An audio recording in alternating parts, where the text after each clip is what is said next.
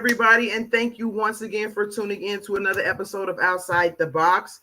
Today, from time to time, if those who've been following me, you know I do special segments called Let's Talk About Relationships.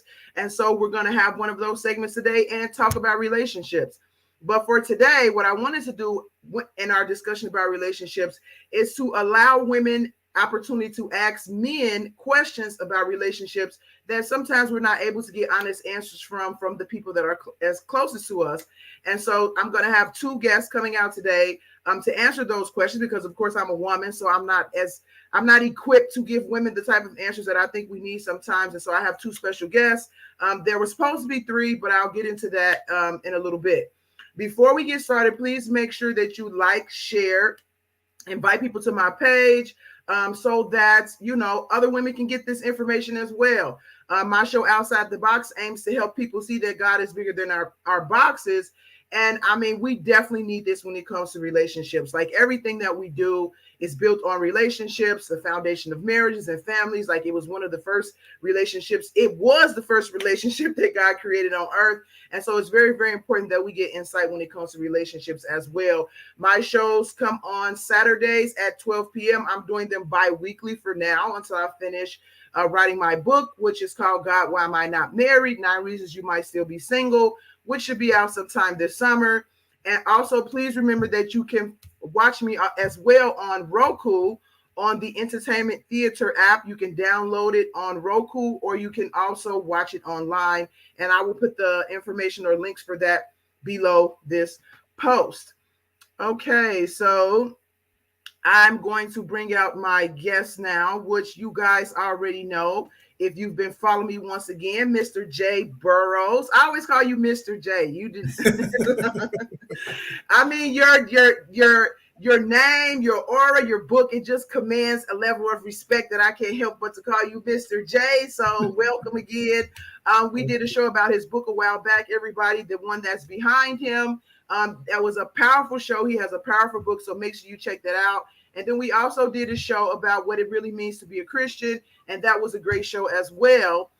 We were supposed to have Rod here, Maxwell, from Journey to the Throne, where he talks about men transitioning in their leadership roles in the kingdom. But he was having technical difficulties, so he wouldn't be able to join us today. But we do have a replacement, which came at the last minute, which I'm thankful to God for, Mr. Garrett as well. And he is a relationship coach. And so I'll give you guys a little bit of time to go ahead and introduce yourselves further and let everybody know a little bit more about you. Garrett, please. All right. So my name is Garrett Lang. I have a passion for building relationships, and I have a passion for communication.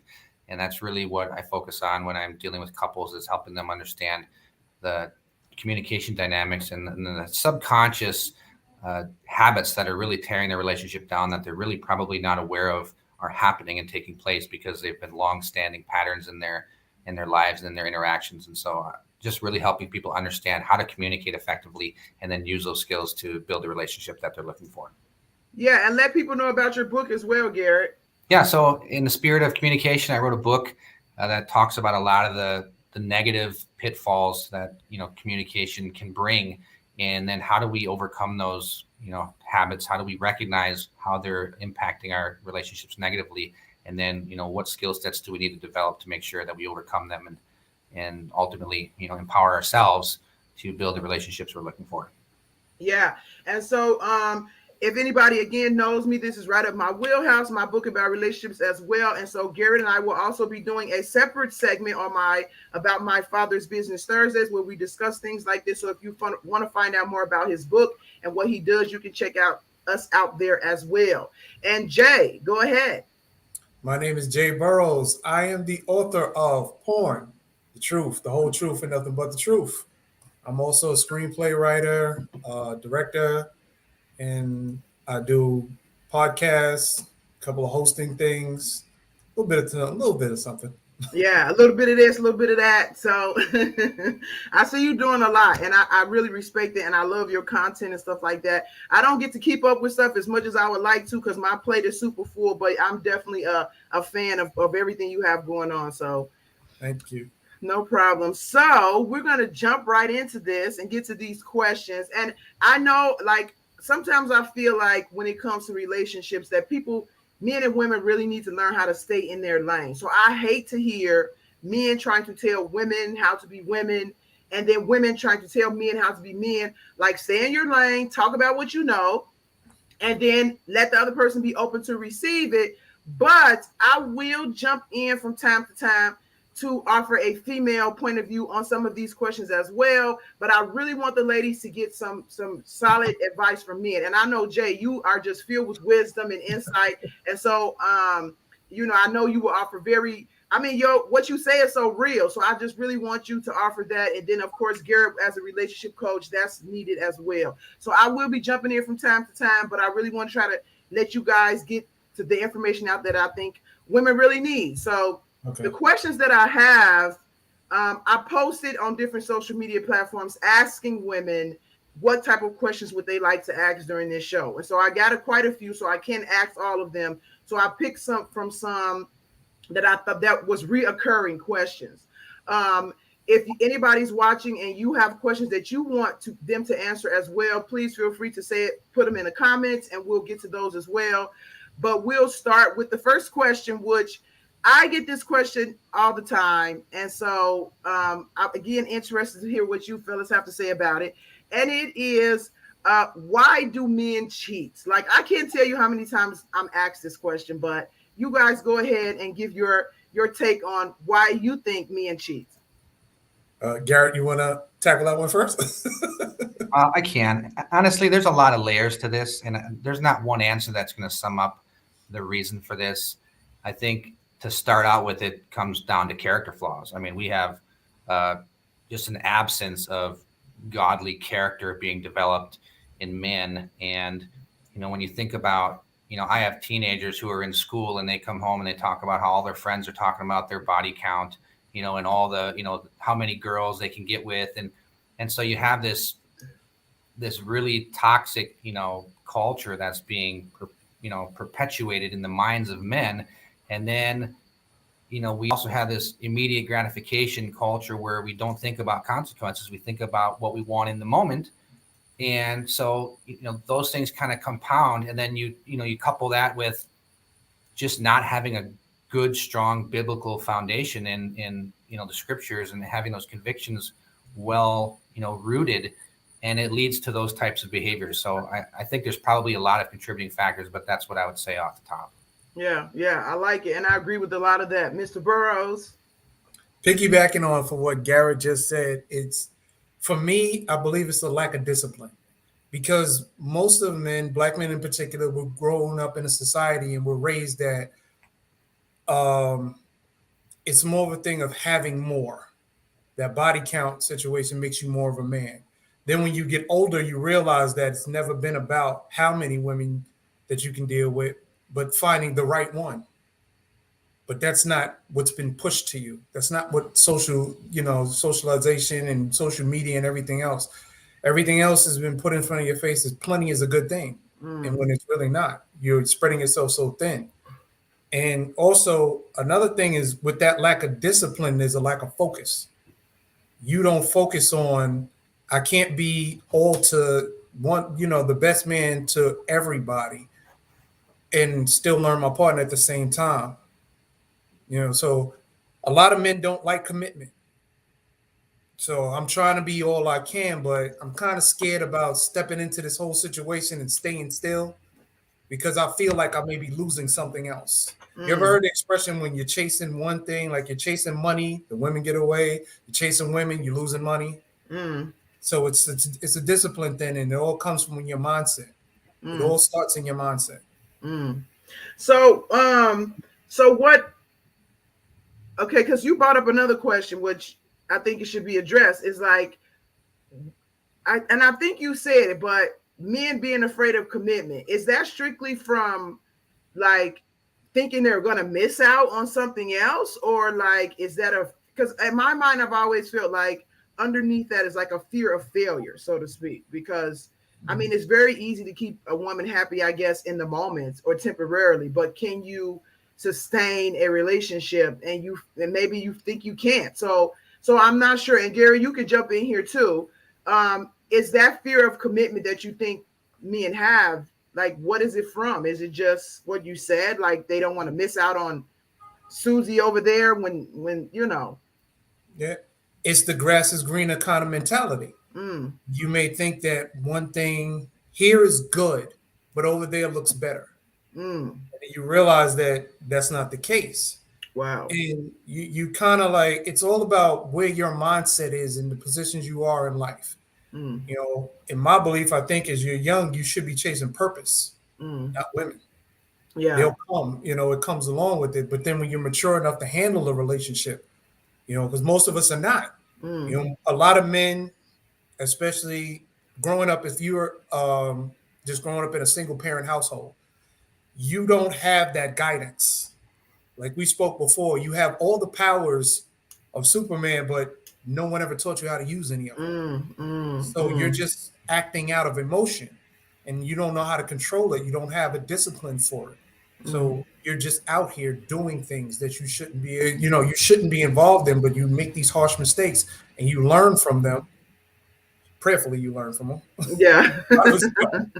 But prayerfully, you learn from them. Mm, yeah. You know, and this is another reason why I talk a lot about communication, because when you see, you know, I think across society, there's just a really lack of people able to communicate and express themselves and articulate effectively. And so you have couples who will get together in these young relationships, and, you know, they are who they are and the other person's who they are.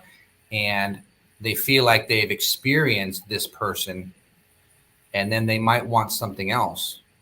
And so instead of trying to grow together and understand how to continue to meet the needs of one another, that communication doesn't exist. And so instead of pursuing that relationship on a deeper level and maybe in a newness that, you know, you're looking for, whether it's in sexuality or whether it's in just, you know, openness because you're guarded because of your past, right? We tend to just, okay, we'll just stop that and go somewhere else because we don't want to put in the work to accomplish that deeper level of connection and meaningfulness, because it's just easier to just find a replacement. Oh wow. Wow. That's really good. And I mean, one thing that I mean, okay, so it goes back to what you were saying in the beginning, Garrett, which is, to me, it kind of boils down to the sin nature that's in all of us. Because one thing about the flesh that the Bible talks about is that it's insatiable. Like it's never satisfied. So you always want and want and want. And so one of the things that God is trying to get us to do, or is trying to get us to do with accepting salvation and being renewed, is to get out of this fleshly, insatiable mindset and start to live life from a deeper, more meaningful perspective. And the transition from doing that, it really takes God to help us to really do that in the right way. So, and it always surprises me when women ask this question, and I'm interested in what you fellas have to say about this, because to me, the question itself implies that women do not cheat. So it's like, why do men cheat? Well, maybe it's the same reason that women cheat, like, you know, because women are not innocent. And it always, like, you know, when women say that, now I do know that, you know, of course, in our culture, that and it's some truth to it. I'm not gonna lie, that men are a little bit more, you know, interested in sex or have a higher sex drive or all the other stuff than women. But that doesn't change the fact that women cheat as well. And so I think if you just look at some of the reasons that women cheat, your questions will be answered as far as why men would do it as well. I mean, it really kind of boils down to the same stuff, same sin nature, insatiability, you having not feeling like you have something in the relationship that you feel like you need, and so you go look for it elsewhere. And so I kind of feel like a lot of the reasons are the same. And that, again, as a woman, sometimes we need to look in the mirror a little bit. And of course, I'm not saying that the woman who acts or anyone who acts that cheats themselves, but if you can just imagine reasons why women would cheat, I don't think they are very far off from the same reasons that men would cheat, because especially in our culture now, I mean, it's almost encouraged, like, to women, like, hey, you can do the same thing that men do. If men doing it to you, you could do it to them, you know, stuff like that. And so it kind of boils down to the same stuff. So did any of you want to comment on that before we go to the next question? Well, I think it's just it comes down to a mindset of, you know, victim mentality. Because if you ask somebody, why did you cheat? They almost always will say, well, it's because my partner this, my partner wasn't fulfilling my needs, my partner wasn't this, right? Instead of taking ownership and saying, it's on me. Yeah. I chose to sin. Yeah. I chose to abandon my vows. I chose, right? So if we can just encourage to empower people to say, look, take ownership for yourself. That's where all the empowerment of life is in taking ownership for yourself, because we don't have control over other people. We can't determine what other people are going to do, but I control what I do. And that's where the empowerment and the, really the hope and optimism of the future lies in what we can accomplish through our own dedication and our commitments to do what's right. Yeah, absolutely. Absolutely. You have something to add, Mr. Burrows? Just what Garrett said, accountability is like kryptonite to people. Yeah. It's hard. Yeah, and I think a lot of times, even, and I talk about in my own books, in relationships, we get so focused on the other person when really I believe the purpose of relationship is to help you see yourself, because there are some things you will never be able to learn about yourself if you just stayed by yourself. But through relationship, through commitment, through love, you start to see yourself through somebody else's eyes, and it gives you an opportunity to reflect, because we all see ourselves from a biased perspective. We always think that what we're doing is not that bad, or we have a reason. And like you say, Jay, that accountability, no, but relationships are to help you, give you the opportunity to take a deeper look at who you are. So, but let's go to the next question. I'm trying to see which one. Okay, so this is a good one. Why do men stop courting their wives after they marry them? So, everybody knows, or I don't want to say everybody knows, but they lay it on thick in the beginning. They want you. You guys are talking about that newness. It's exciting. But then after you get the woman, you marry her, time passes. It's like, I don't have to put the same work in I used to put in. I'm cool now. So why do men do that? People get comfortable. Simple as that. People get comfortable. And that just doesn't go with men. That goes with women as well. Yeah. Because if the man starts off courting you a certain kind of way, and the reaction that he's getting from you is a certain reaction. Like it's kind of like every relationship is a give and take. We go out to dinner, there are responses that you have for me. I buy you a gift, there's a response for that. If I'm not getting the same responses anymore either, then I'm not going to do the same things. And then once people get comfortable, it's like, okay, I did all this to get you here. You're here now. And a lot of people don't realize that it still takes the same things to maintain and keep you here, because now I feel that there's no threat in you leaving anymore or going out elsewhere. When in the back of your mind, that's always a thing, that's a possibility. No matter how good your foundation is or how you are as a person, you may have all the values and moral standards, but temptation is always at your doorstep constantly. So you have to keep that in the back of your mind. Garrett? Yeah, and I think, when people are in a relationship that's dating, or even engaged, when it's, early on in the engagement process, there's risk associated with not living up to expectations. And that risk, the mental feeling of that risk no longer existing once the ring's on the finger, I think guys, and girls too, can come to that feeling of, I don't really need to do this. It might be nice and I appreciate it some, and I'm sure they appreciate it some, but it's not necessary anymore because there's no risk. They're not going to divorce me probably, especially if we have kids, right? The kids will feel like a solidification of that relationship. And so, yeah, I think there's this really, perception that sets in of just mental laziness and comfortability, like, Jay said. So in a nutshell, people lazy. So, I always say, like, I noticed that as I'm getting older, I'm more resistant to change as I used to be. Like, when you're younger, change is fun. You have energy to burn. But I think as you get older, you become more resistant to change because you subconsciously understand that your energy is declining and change requires more energy. And so it's like, if you want stuff to stay where it is, well, you know where it is, so you don't have to expend any more extra energy trying to find or look or do, because your energy is declining. And so it's kind of like what you guys are. It's what puts me in the mind of what you're saying is like, okay, I gave you all this energy before. It's comfortable now. Like, I need to use my energy for other stuff now because I only have a limited supply. And so you just decide to ration out your energy to your spouse and then use your other energy for other stuff. Sometimes, like you said, Garrett, you have kids, you have jobs, you have careers, it's like she can survive on that little bit. She'll be all right, but again, what Jay pointed out, you have to do these things to keep the marriage, to keep a relationship sustained, or keep the marriage sustained. And something that always stands out to me, of course, in the Bible, God compares the relationship with mankind to a marriage.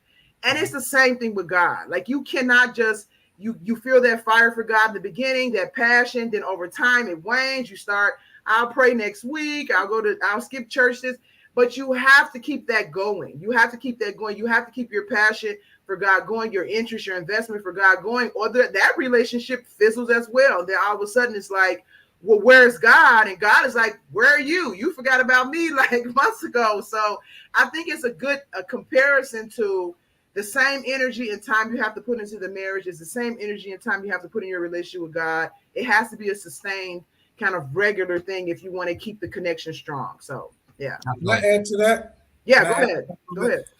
Like you were saying about the energy, if we replace that word energy with time, it's the same situation, because what usually happens in most relationships is time that you put in begins to fade. Yeah. It becomes less and less and smaller because priorities happen, though. You start off, it's just you two in the marriage. Then you have children. So now time has to be divided between them, you, work. That's another thing. If you're active in the church or whatever you're doing, time begins to get stretched out. And like you said, when you get older, you don't have the energy. You also don't have the time. Because now time becomes a lot more precious to you. Absolutely. You're walking these days, the days seem longer, but these years are getting shorter. Friends who were around yesterday are not here anymore. It's just a ticking clock. So you're becoming a miser with your own time. Like, listen, I'm not going to share all this with you right now. This has to be worth my while. So now you want to be invested in something. So you're kind of cautious. You're light stepping. You're not going out. Like you said, when you first started, you were younger. It was frivolous. We could do all these things. Now you're calculating. Okay, we go to the movies here, and we go to dinner, and then we got to get back here. I got to go to work tomorrow. I need 8 hours of sleep. Sleep. The kids is going to be wanting to do what they want to do. So now your time constraints are totally different now. Yeah, that happens a lot in relationships. Yeah, that's a good point. And then you're not even talking about financial responsibilities if you're buying a house and stuff is So absolutely. And so I think that's important point to make is that, and I'm saying this for women, you have to be I don't want to say realistic, but you have to be a little bit more flexible when it comes to your reasons why you think your husband might not be doing that. Because I notice even in conversations that I have with women, they tend to take it personally. Like, oh, I'm not important to you anymore. You don't ever spend time with me and things like that. And I'm not saying that that's not the case sometimes, but you have to be a little bit more open-minded and understand that it's not always because the person has an issue with you. They're trying to manage the responsibilities, or your husband is trying to manage the responsibilities and loads of life the same as you. And so it's just very easy to get kind of overwhelmed. And just some things fall by the wayside. So I think it's important for women to understand that when that happens, you don't necessarily need to take it personally. Sometimes it just requires a conversation and things like that, which I know men don't listen very well sometimes. Ladies, I do get it. And it's another question I want to ask to the fellas, but just try not to take things so personally, because when you do, you approach the conversation in a totally different spirit and energy than when you just say, okay, we need to talk about this because we're starting to have some issues and how can we work on it together, as opposed to you're doing this to me because you don't love me or you have a problem with me. So I just wanted to point that out. So Garrett, did you want to add anything, or should we go to the next question? You can go to the next question. Okay. And so this is not, I just thought of this one as we were talking, because I hear this a lot from women, because I'm also a relationship coach, but why men don't listen? Like, why does it seem like when you're trying to talk to men, they either blow off what you say, they act like they're listening, not their head, but they're actually not. If you ask them 5 minutes later, what did you just say? They can't tell you. So why does it seem like men don't listen when women are talking? Well, I'll say this. Listening is a skill that needs to be learned And when it comes to communication, and this is hugely important to couples, what does your partner expect when you try to communicate? Right. And so when you ask that question, hey, you know what, if I say to my partner, we need to have a talk, what's the first thought in their mind? Is it oh man, not another one? Right, here we go again, right? We have to, because we respond based on our belief about what the experience is going to be. Right? We've created a belief over time about what to expect in those experiences. And so if over time, and this is what I would encourage a husband or a wife to ask if they're struggling to get their partner to talk, what do they expect? And have I conditioned them in the way that I go about it to make them not want to communicate or to avoid it or to shut down? And a lot of times the either refusal to engage or the just not really paying attention is just due to them being conditioned that communication is a futile process and it's not going to result in anything positive anyways, so they don't give it the attention it deserves. Very good answer. Good answer. Jay?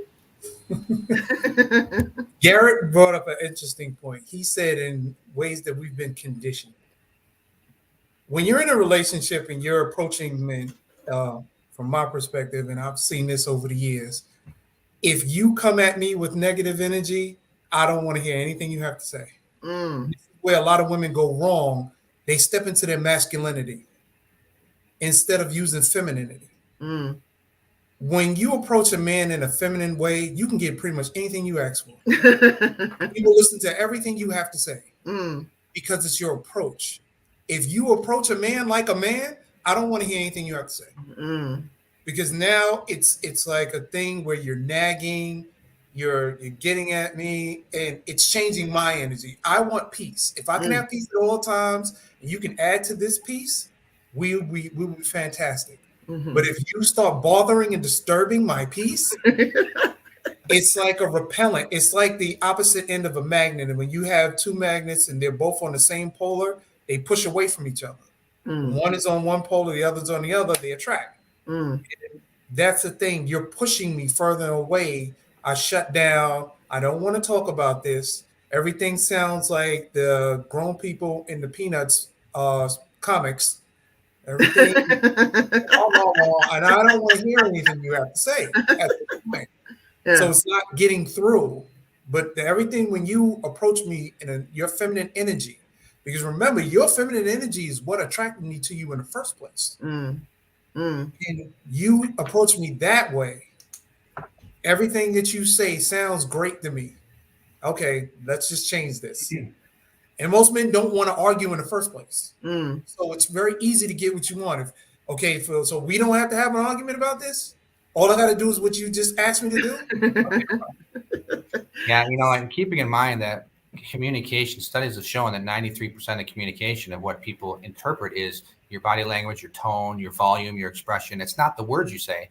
And so I see couples get in fights all the time. And when they get in a fight about the implied intent of the conversation, they defend the words and they ignore the fact that their tone was bad. They were rolling their eyes. They're, being super, sarcastic in their body language. Like all the things that really direct the message get ignored. And then all I said was welcome home. But, but the way they said it clearly means you're not welcome home, right? Right. So if you want to improve communication, focus on the 93%. Yeah. Wow, that's interesting. So I have something to say about what both of you men said. Jay, so when you say, because I know there are going to be women asking this, what do you mean your feminine energy and your masculine energy? Like, what does that look like to a man? Are you just saying to come in a softer way?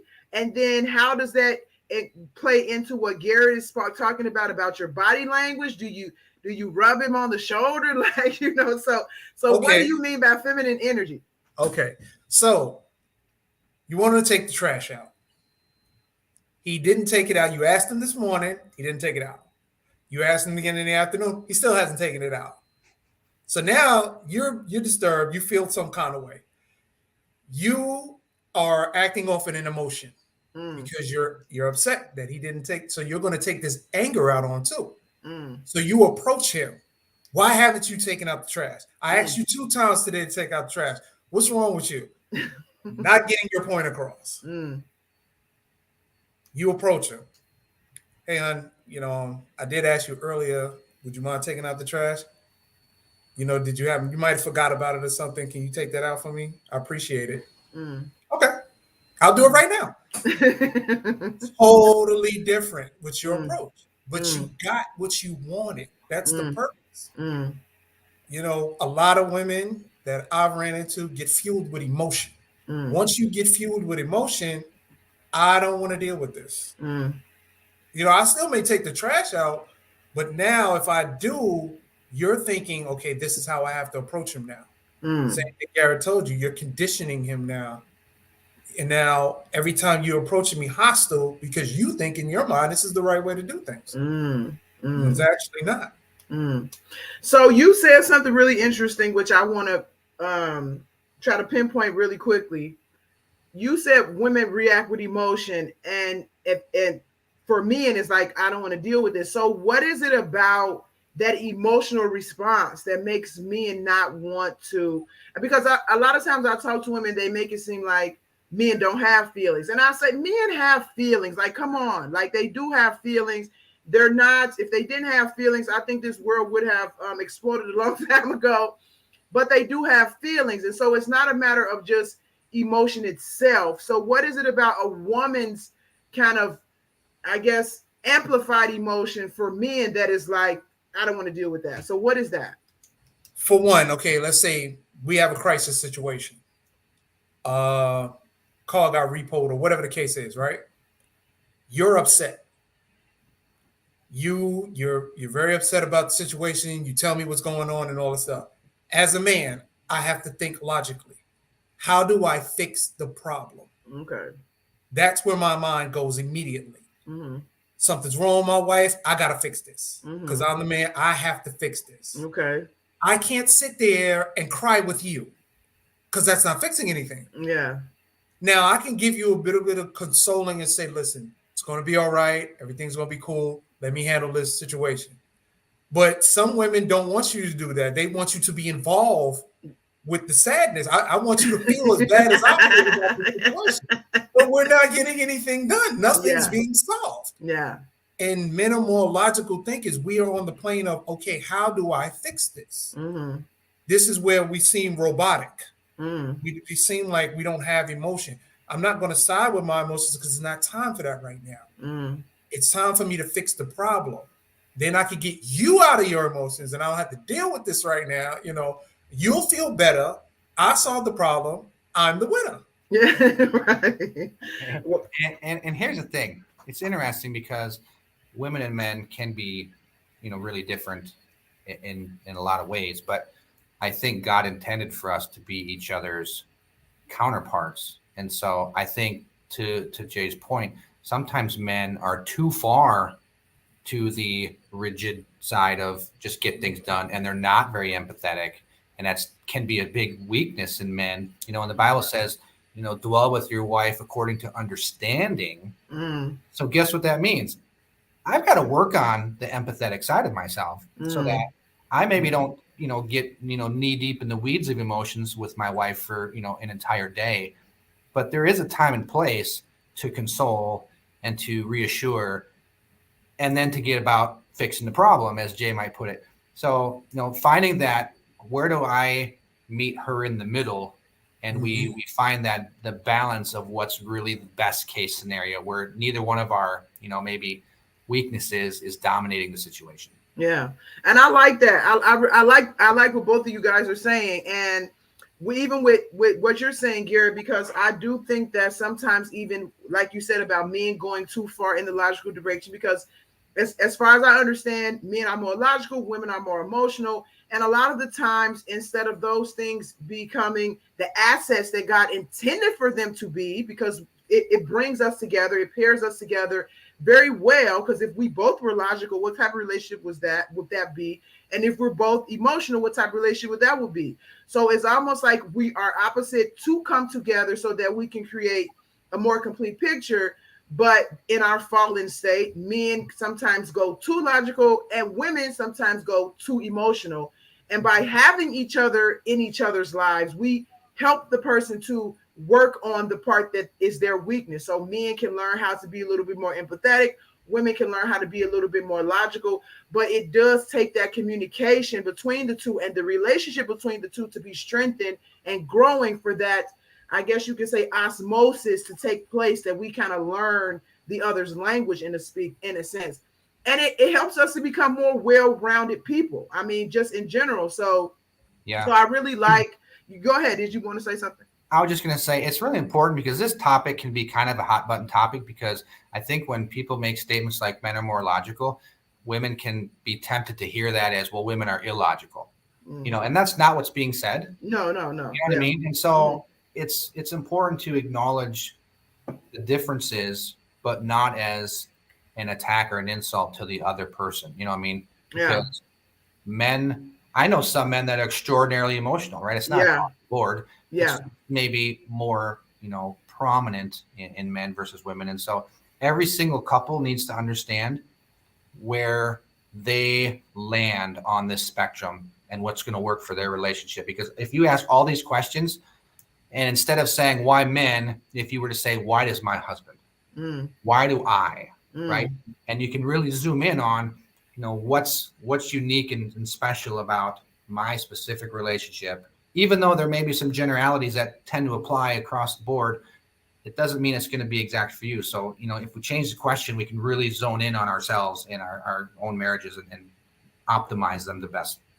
Yeah, and I'm glad you said that and clarified that, because I don't want to give off that impression that, women are illogical men, because it can vary. And like you say, I do know some very, very emotional men, but they usually don't do well with very, very emotional women. They need a woman that's a little bit more stable. So we do complement each other, and we have to see that those compliments and strengths in each other are to come together. They're not in opposition of each other. And so, I'm thank you for clarifying that. I'm a pretty logical woman myself. But I've learned how to be a little bit more logical over the years, actually because of my husband. And that's why I say that I do see how that relationship is meant to complement. But of course, in our fallen state, the enemy uses those things that God gave us as strengths, because being emotional is not a bad thing. Like, can you imagine a world with no emotion? Like, it would be terrible. So we just have to see our strengths, understand our weaknesses, and whatever they are, because it's not typical for all women and men to be the same, like you said. And then we have a partner, which God will usually bring us if you pray or choose for yourself, somebody that complements where you are weak, and not just trying to find somebody that's just like you. Because I think a lot of times that's what we expect. We want the other person to be just like us. They can't be just like you. Like, that's not going to help you grow if you're with somebody that's just like you. So thank you for that. Jay, did you have anything you want to add?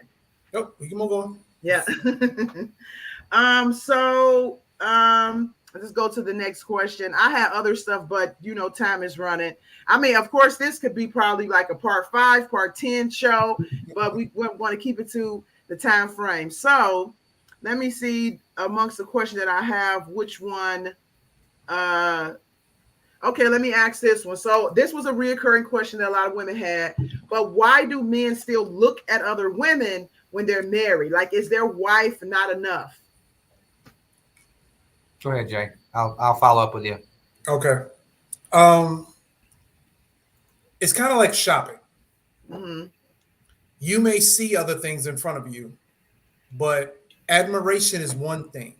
Lusting after someone is something totally different. You go outside, you may admire the flowers in somebody else's garden, but you have your own at home. So, I see it, it's a beautiful thing, but okay. But when you're lusting after somebody else's things, that's a totally different look. Most women want you just to keep your eyes forward, don't look at nobody, don't say anything to anybody.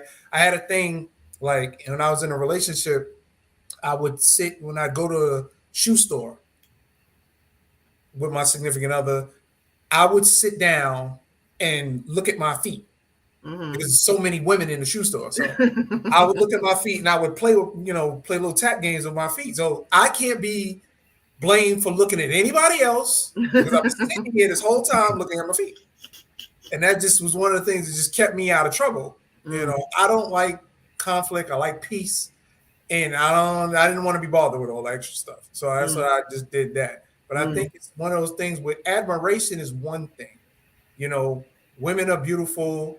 We all know this. Y'all admire each other. Yeah, So, that's true. but when you're lusting, you know there's a different look when someone's lusting after someone versus admiring someone. So would you say to a woman, if you see your husband looking at a woman, don't get so upset about it like right away, because that doesn't, just because he's looking, is, you know, it's not a big Mean he's deal. trying to get involved. No, it doesn't. Okay. And if you think that, then you might have to question the man that you chose to be with. If you really believe that he's going to go after another woman like that, then he may not be the person for you. Yeah, because I think the assumption is that if he's looking, he wants her. So it's like, That's you not know, always the case. so yeah. So good point. Garrett? Yeah. So just to follow up on that. So there's a difference between seeing somebody and gawking. Triple, 4, 5, 6 looks, staring, right? Wives are pretty intuitive. They can usually get a pretty good read on the level of interest that a man is showing in a particular woman, especially if she's dressed to impress, you know, and to show herself off. And so to Jay's point, if you have a really strong marriage where you have extraordinarily high trust levels and a pretty woman walks by and the guy looks and sees her walk by and then he goes back to what he's doing, probably no issue, right? And so if that's an issue, then you have to ask the question, what else has led to that level of insecurity and or lack of trust to make something that seemingly insignificant be a huge problem? Now, I don't want to dismiss every time a guy looks at a woman as being insignificant, because there's plenty of guys out there who have a real problem with lusting and looking and giving their wives the impression that their interests are elsewhere. And that's a huge problem. And I think when it comes to that level of you know, interest, it's because society and guys, even Christian guys, not many people hold themselves to the standard of, hey, if you look at a woman and lust after her, you've committed adultery in your heart, right? It's okay to look and not touch. No, I'm just window shopping, right? Like, so we have to be careful that we're not too far extreme one way or the other. Only a guy knows for sure what he's thinking in his mind. He knows if he's inappropriate in the way he's behaving. And, you know, we just need to really work at drawing ourselves as men, drawing ourselves closer to the Lord, closer to our wives, and being respectful. Because even if, and this is where I think dwelling with understanding comes into play, even if I'm looking and not lusting, right? I just noticed, hey, that person walked past me. Hey, what do you know? They're really attractive. But I go back to it. Now, if that's really upsetting to my wife, my responsibility, like Christ loved the church, is to be sacrificial to my wife. And I need to work hard at that area of my life then, because that's me trying to meet her where she is. Now, if I want that not to be a problem, guess what? I need to take responsibility for that relationship and build it to where it's not a problem. Yeah. Wow. Can I add to that? Yeah, please do. Like Gary was saying, it's like, what is it that making her insecure about this? You know, something, it had to be something that I've done. Maybe she's seen something or something from my past that I told her about or something of that nature. So I need to find out what is the root cause of this, because it's more than just me looking. You know, it's more than that. If she can't be secure with what we have and know that just a woman passing by my eyesight is not going to change that, there's something deeper than that. And that's a conversation that we need to have. You know, so when you feel a certain kind of way, a lot of men do blow it off. Like, come on, I'm just looking at somebody. We need to sit down and have a conversation now. And that's a sign saying that, hey, there's something deeper here. And we as men need to acknowledge that and let's sit down and talk about this. Because if you're getting that upset and bent out of shape about it, that you have to say something to me, or, you know, I could see it unnerving you on your face, that's something we need to talk about. Yeah. And so I like what you guys are saying. And one thing I want to point out as a woman, I think, and this is just my opinion, that women are naturally insecure.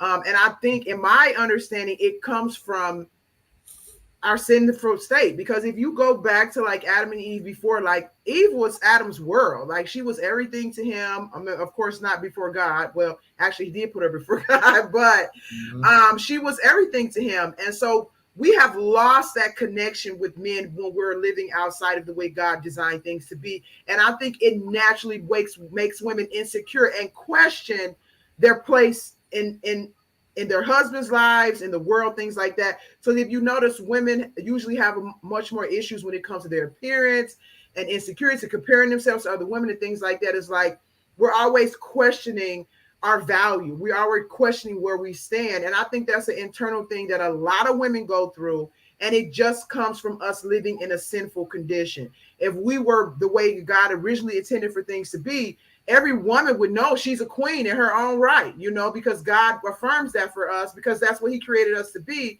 But outside of that, it becomes a question. And then we need men to confirm for us, okay, I this is where I want to be. I need you to verify for me that this is actually where I am. So when they see you doing things or looking at women or whatever like that, it goes back to them questioning themselves.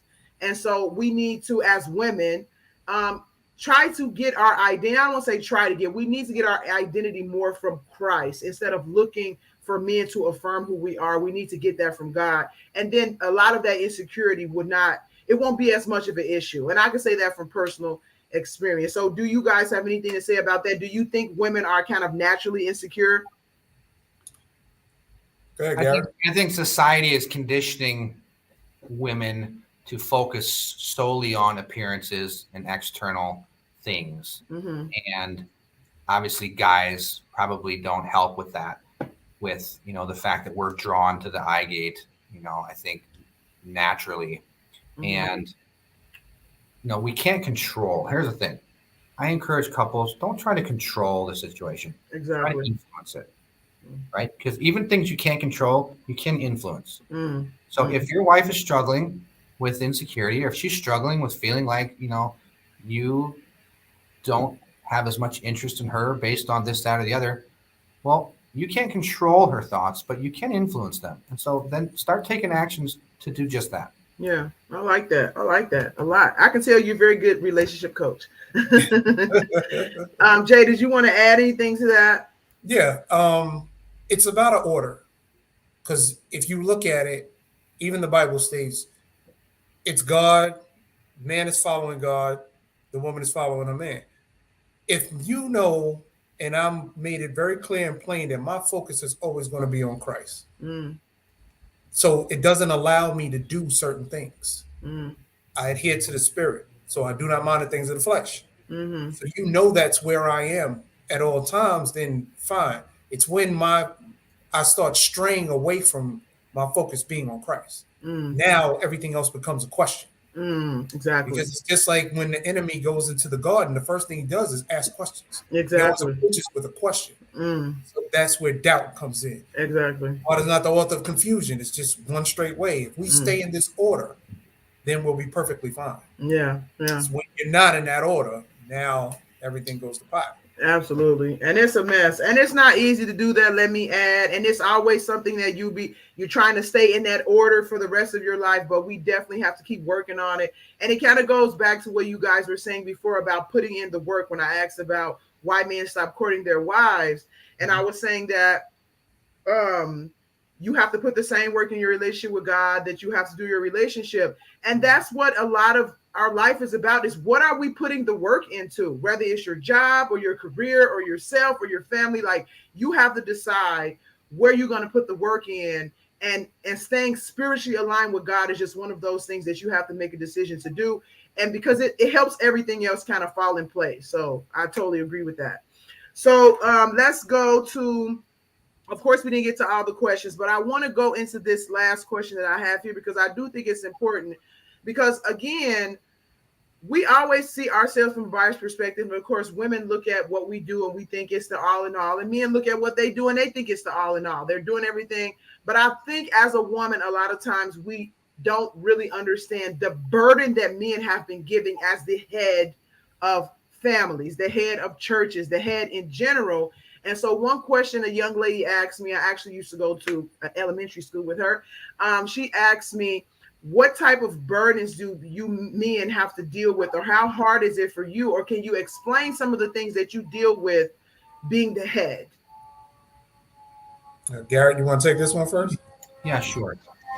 So, when I started having kids, I had kids pretty young. I was, in my early 20s when I had my kids, and it was crazy how, as I watched them grow into, 3, 4, 5 years old, I started to see my sin patterns bear themselves out in their behaviors. Whether it was anger, selfishness, just whatever it was very obvious that they were products of myself and what they observed. Wow. And so it became a very kind of I guess, a burden to say, for lack of a better term, to feel like I'm in a fishbowl and everything I do is constantly on display for my kids or my wife to look at. And I'm supposed to be the leader. I'm supposed to be the example. I'm supposed to be, following Christ in a way that they can look at and say, that's the way I should be following Christ. And so that was a huge responsibility that I felt burdened by, because I didn't always live up to that. And that's a high calling. And just feeling that, even when, my kids, my kids are all, older teens now.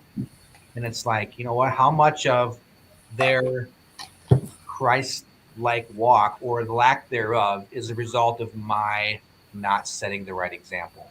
Wow.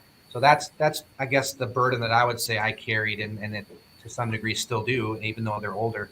It's just that feeling that, I'm accountable for the example that I set to them. Wow. Jay, you got something to add there? Yeah, to piggyback off what he's saying, it's like you are a product of where you come from. If you don't have your father is your manual to being a man and to being a father. But if you lack that, then you are subject to mirroring things that you just see around you. So you may not have that manual. You may not know how to be a good father. You may not know how to be a good husband because you don't have the examples.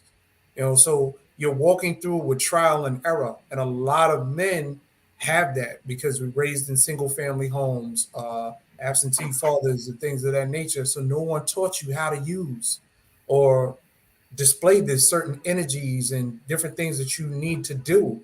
There's a right and there's a wrong way. But if you don't have guidance, it becomes more and more difficult to do. And you're just trying to figure it out as you go along. You're building as you're flying. Well, this didn't work. And first you start off, it was just me. And I have my own issues. So I'm trying to solve those. And then I get into a relationship. Now I've taken on someone else's issues along with mine.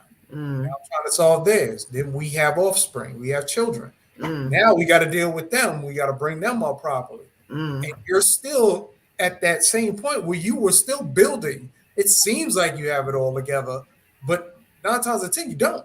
And everything is trial and error. Yeah. So like, do you feel like, and I don't want to say compared to women because you probably don't really know, but if you want to add into that, you can.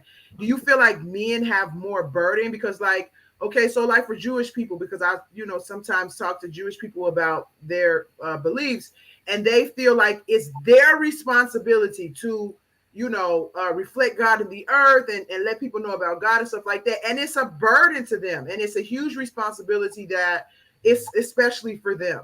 So do you feel like as a man that you have this huge burden and responsibility that just adds a lot of pressure and stress to your life that maybe women don't have to deal with? Like, how do you see that? I don't feel like we have more so much as different. A wife has, her own set of burdens and responsibilities in life.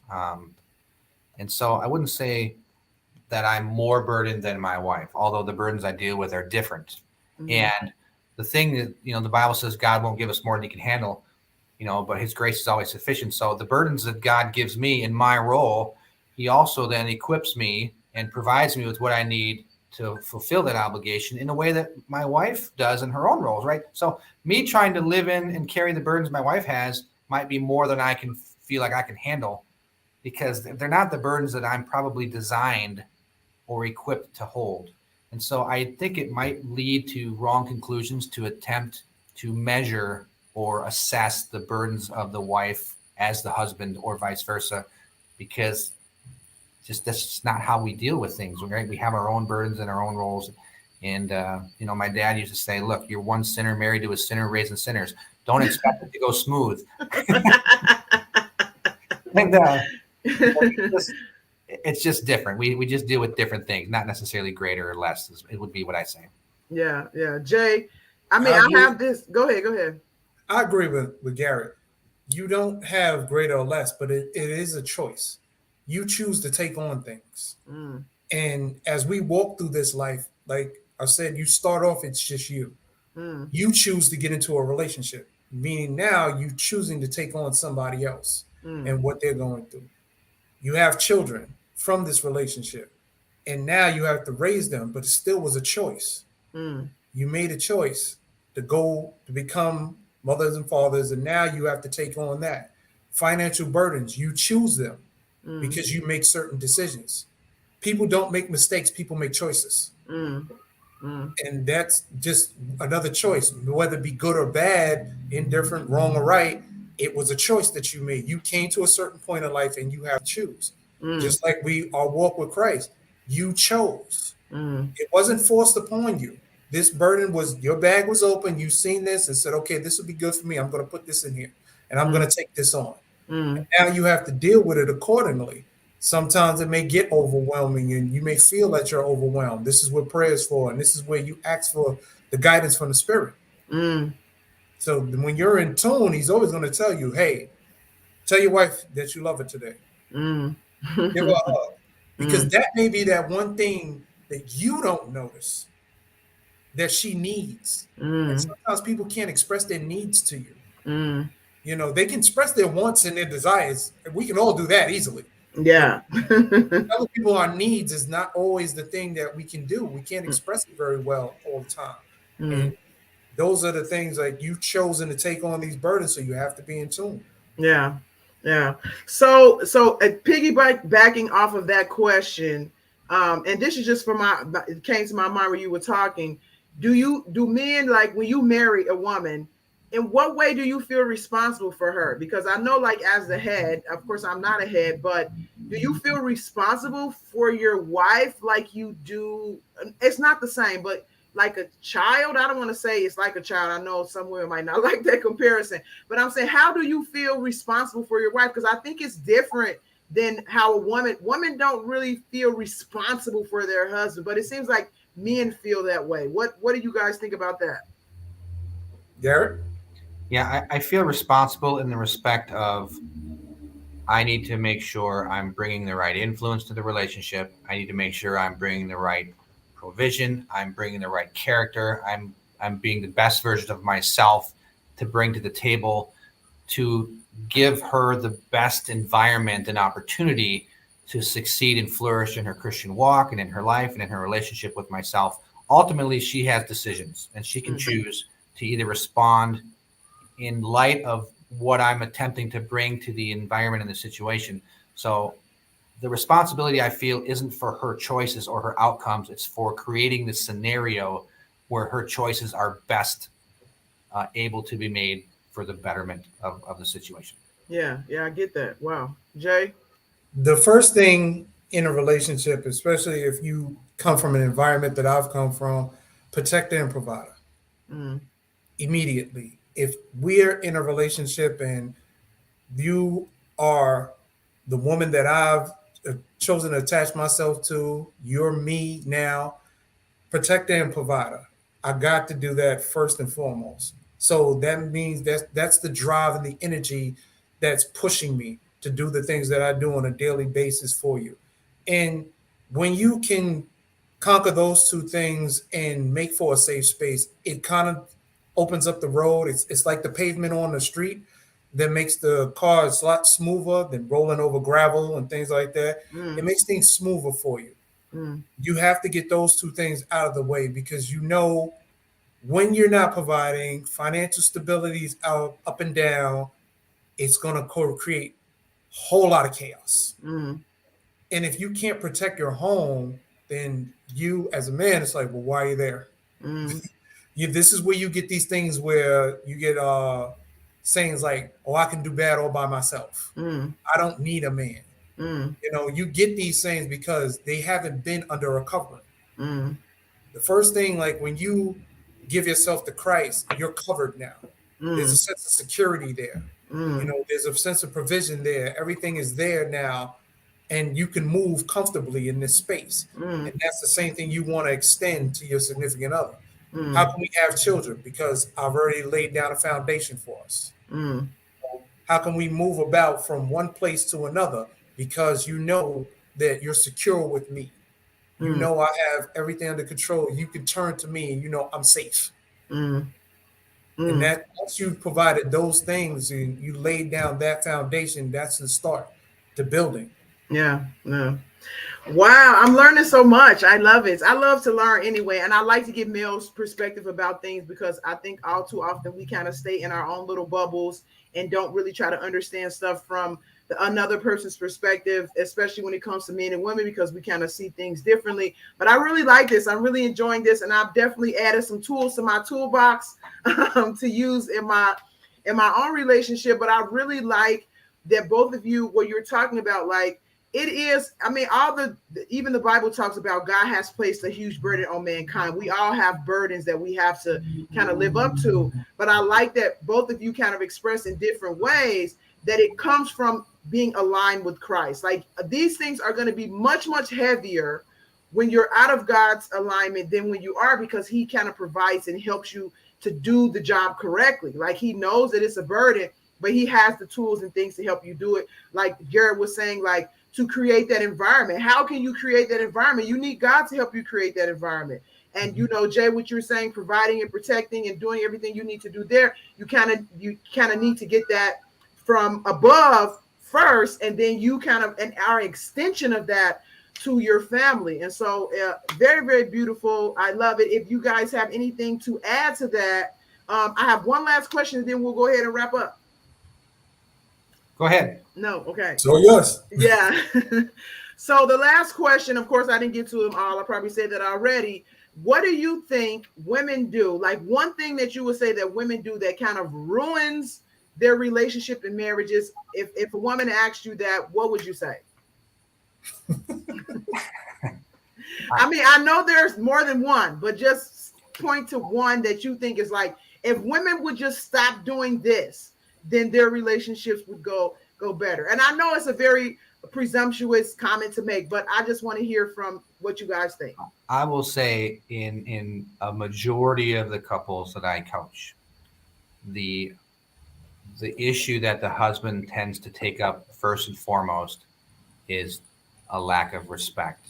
Mm-hmm. And that can bear itself out in a number of ways, whether it's interrupting conversation, talking over the top, name calling, demeaning, belittling, not appreciating, like that those are all forms of disrespect. Mm-hmm. So when those things start to happen, it typically puts most of the men I've talked with into retreat mode. They shut down, they distance, and they start to just, and it's a fight or flight mechanism, right? They're not being rude. They're not being mean. It's not done out of intentional spite. It's just fight or flight. And they don't want to fight. So their flight takes charge and they just withdraw. And then that withdrawal leads the wife to feeling alone and left and uncared for and unprioritized. And that drives those negative feelings in her. And so she comes harder and he withdraws farther, and that cycle just repeats. Wow. Jay, are you going to say the same thing or are you going to say something different? I may say the same thing in a different fashion. Okay. Talk less, listen more. Okay. It's really that for a lot of men, like Garrett said, the respect level. If you're listening prompts action. Hearing is one thing. I can sit there and hear you, but listening actually prompts an action, because you're internalizing what somebody's saying to you and you're saying, okay, they want me to do something this way, so I have to take action in a different form. Or they need to do this that way, so I have to take action in a different form. That's listening. When you're just hearing somebody, you're just waiting for your turn to talk. It doesn't make sense. So talk less, listen more. Mm. You know, there's a thing called your teeth. When you close them, it's like a gate around your tongue. That works. Wow. So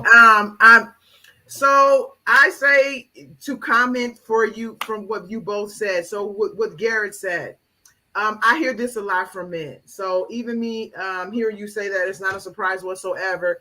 And it seems to me to be a little bit of a disconnect sometimes with women as far as what they, of course, not all women, you know, but what they consider respectful and not respectful. And then even to go with what you said, Jay, I think a lot of times women, because we are usually more more emotionally vulnerable, and we're not as physically strong, a lot of times women use their words as weapons because they feel like their emotions are not being paid to or trampled on, and they use their words as weapons, and then it comes out as disrespect, even if it's nagging.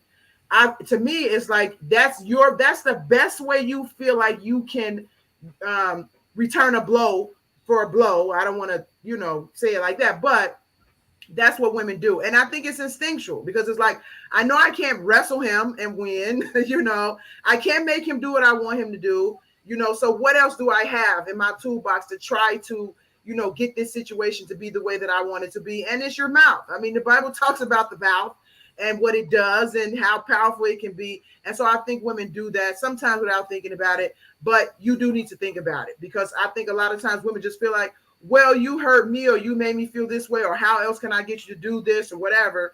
And I have to use my mouth. And like Garrett said, which I think is super duper important, your influence is going to be more beneficial than you trying to make somebody do something, because that's really what that is. It's like, how can I make them do something? God doesn't make us do anything.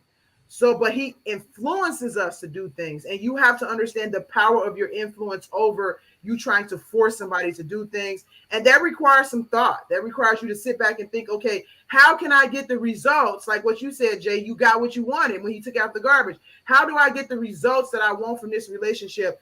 The words are not working, so what do I do? How do I wield my influence appropriately to get the reaction that I want? And you have to stop it and stop your mouth at that point and consider. You might not think that what you're saying is disrespectful, but you have to consider on the other end of the spectrum, okay, how is he going to take this and say things in a way that will put him in the mood to be more open to listening and kind of do what it is you're asking him to do. So like you said, it was a different answer, but it's still very, very prevalent, but it's the same thing. And it's really important. And I think women need to kind of understand a little bit more, because we do have a lot of influence. I think sometimes more influence than we realize when it comes to our husbands and men, and how we can affect them. And we need to use that influence in the right way. So, yeah. And something to add to that, I was talking with a group of employees the other day, and I asked the question, if somebody compliments you, do you remember it a month from now? And they said, probably not. But I said, if somebody insults you, do you remember it a month from now? And every one of them was like 100%. And so recognizing that the negative and the hurtful and the things that tear down, they carry much more weight in a relationship. And so we have to be that much more on guard that we don't allow those things to contaminate the situation, because you're going to work 10 times as hard trying to repair than you are not doing the damage in the first place. Exactly. Yeah. Yeah. Jay, did you have anything else you want to add before we wrap it up? Just the saying that I heard, murmuring and complaining is your way of telling God he's not doing it right and you can do better. Just something to bear in mind. Wow. So this was a very interesting discussion. I really like what you both brought to the conversation. I'm so glad that you joined us, Garrett. I like a lot of the stuff you brought, especially as a relationship coach and your experience with other couples. And then Jay, you always have good things to say, especially when it comes to the dynamics between men and women, which is a lot of what your book is about. I'm sure in that industry, you got a kind of an inside look into women and things like that. And now you've been able to take that experience and bring spirituality to it, which, kind of it opens up a different level because experience always adds to your knowledge. And so unfortunately, sometimes we have bad experience, but God can still turn it for good and turn it into good knowledge. So yeah. So thank you guys for joining me today. I really appreciate your feedback. I'm looking forward to see what the women who are watching have to say about this. And I really pray, and I know God will use this to really give some women some insight. If any of you want to reach out to Jay about his book, the link for his book should be either above or below this post. And the same thing for Garrett. If you guys anybody is wanting to reach out to Garrett about his book and his relationship coaching services, the link will be above or below this post as well. So thank you again for tuning in to Outside the Box. I will be back in 2 weeks with another topic to help you see that God is bigger than your own boxes. So have a good night or good weekend. Thanks so much. Take care. Thank you.